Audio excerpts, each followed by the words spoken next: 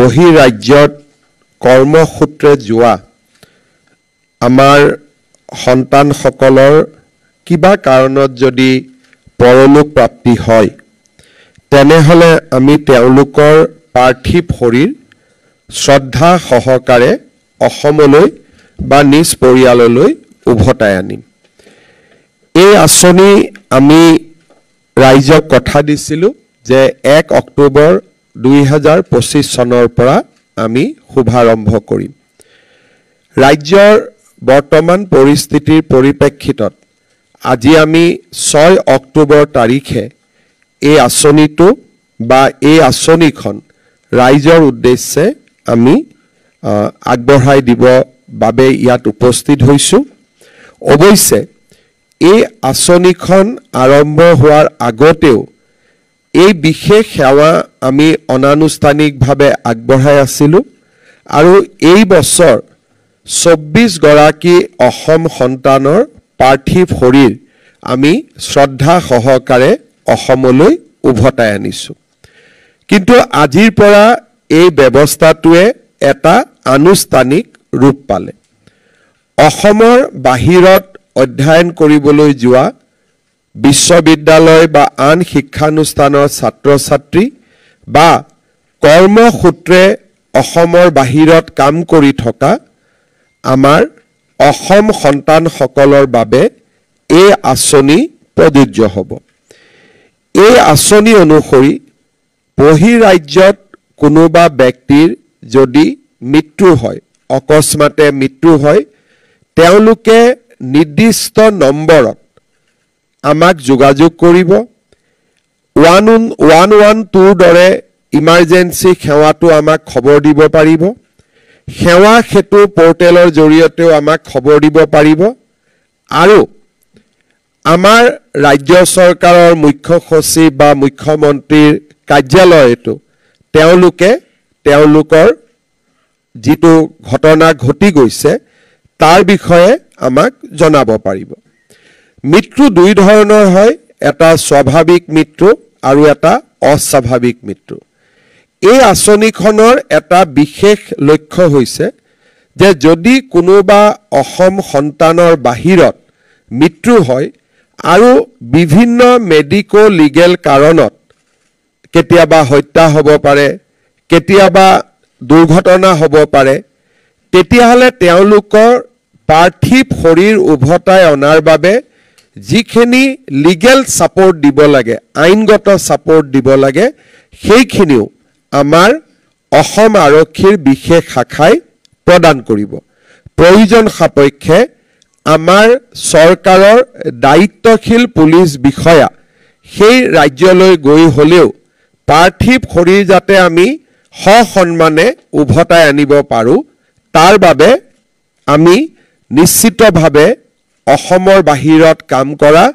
প্ৰবাসী অসমীয়াসকলক আমি সহায় কৰিম। আজি ৰাজ্য চৰকাৰে গ্ৰহণ কৰা বহুকেইটা আঁচনিৰ ভিতৰত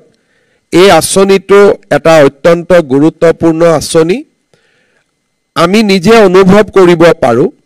যে সিকিউৰিটি গাৰ্ড আদিত কাম কৰি থকা যুৱক যুৱতীসকলৰ বাহিৰত যদি মৃত্যু হয়, একোটা মৃত শৰীৰ উভতাই আনিবৰ বাবে প্ৰায় 40-50 হাজাৰ টকাৰ খৰচ হয়। তাৰ ফলত বহু ক্ষেত্ৰত দেউতাক মাকে ল'ৰা ছোৱালীৰ শেষ বাৰৰ বাবে চোৱাৰ পৰাও তেওঁলোক বঞ্চিত হয়, কাৰণ নিজে গ'লেও 40-50 হাজাৰ টকা লাগিব আৰু মৃত শৰীৰটো উভতাই আনিবৰ বাবেও 40-50 হাজাৰ টকা স্বাভাৱিকভাৱে খৰচ কৰিব লাগিব। ফলত বহুত দেউতাক মাক আছে যোনে নেকি শেষ সময়ত বা শেষ বাৰলৈ নিজৰ সন্তানক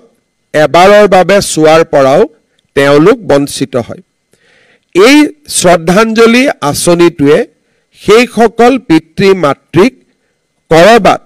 অলপ হ'লেও যদিও সন্তানৰ মৃত্যু কোনো ধৰণৰ কোনো ব্যৱস্থাৰে পূৰণ কৰিব নোৱাৰি, ক'ৰবাত নহয় ক'ৰবাত অলপমান সকাহ বা অলপমান সান্তনা হিচাপে এই শ্ৰদ্ধাঞ্জলি আঁচনিটোৱে কাম কৰিব পাৰিব বুলি আমি বিশ্বাস কৰোঁ। অৱশ্যে এই আঁচনিটোত আমি কেতিয়াবা মেডিকেল ট্ৰিটমেণ্ট ল'বৰ কাৰণে আমি হস্পিটাললৈ যাওঁ তেনেকুৱা ধৰণে মৃত্যু হোৱা ব্যক্তিসকলক এই আঁচনিটোৰ অধীনত আমি ৰখা নাই কাৰণ আমি অনুভৱ কৰোঁ যে তেওঁলোকে যদি চিকিৎসাৰ কাৰণে বাহিৰলৈকে যাব পাৰিছে নিশ্চয় পাৰ্থিৱ শৰীৰটো উভতাই আনিব পৰা সক্ষমতাও তেওঁলোকৰ থাকিব সেইবাবে এই আঁচনিটো আমি ছাত্ৰ ছাত্ৰী আৰু বিশেষকৈ যিসকলে চতুৰ্থ বৰ্গ বা তৃতীয় বৰ্গৰ কাম কৰিবৰ বাবে অসমৰ বাহিৰত আছে তেওঁলোকৰ ক্ষেত্ৰতে এই আঁচনিটো প্ৰযোজ্য হ'ব মই আশা কৰোঁ যে এই আঁচনিখনে আমাৰ অসমৰ যুৱক যুৱতীসকলক যথেষ্টখিনি সহায় কৰিব আমি নিবিচাৰোঁ যে কোনোবাই এই আঁচনিটোৰ জৰিয়তে আমাৰ সহায় লওক কিন্তু ভগৱানৰ ওচৰত আমি সকলোৱে কৰবাত নহয় কৰবাত হাৰি যাব লাগে আমি ডেষ্টিনিৰ লগত যুঁজ কৰিব নোৱাৰোঁ অন্ততঃ এই আঁচনিটো তেওঁলোকৰ বাবে এটা আশ্ৰয় হিচাপে দেউতাক মাকৰ বাবে অকণমান সহানুভূতি হিচাপে এই আঁচনিটোৱে কাম কৰিবলৈ সক্ষম হ'ব মই এই আঁচনিটো ৰূপায়ণ কৰিবৰ বাবে দায়িত্ব গ্ৰহণ কৰাৰ বাবে অসম আৰক্ষীক বিশেষভাৱে ধন্যবাদ জনাইছোঁ আৰু আমাৰ সংবাদ মাধ্যমক বিশেষভাৱে অনুৰোধ কৰিম যে আজি আমি যিকেইটা ফোন নম্বৰ ইয়াতে দিছোঁ সেইকেইটা ফোন নম্বৰ তেখেতসকলে যাতে ৰাইজৰ মাজলৈ লৈ যোৱাৰ বাবে কাম কৰে যাতে ৰাইজে বিপদৰ সময়ত এই নম্বৰটোৰ জৰিয়তে সহায় ল'ব পাৰে আৰু ৰাজ্যৰ আমাৰ ইনফৰমেশ্যন এণ্ড পাব্লিচিটি ডিপাৰ্টমেণ্টকো মই অনুৰোধ কৰিম যে এই ফোন নম্বৰ কেইটা তেওঁলোকেও যাতে বহল প্ৰচাৰৰ বাবে ব্যৱস্থা কৰে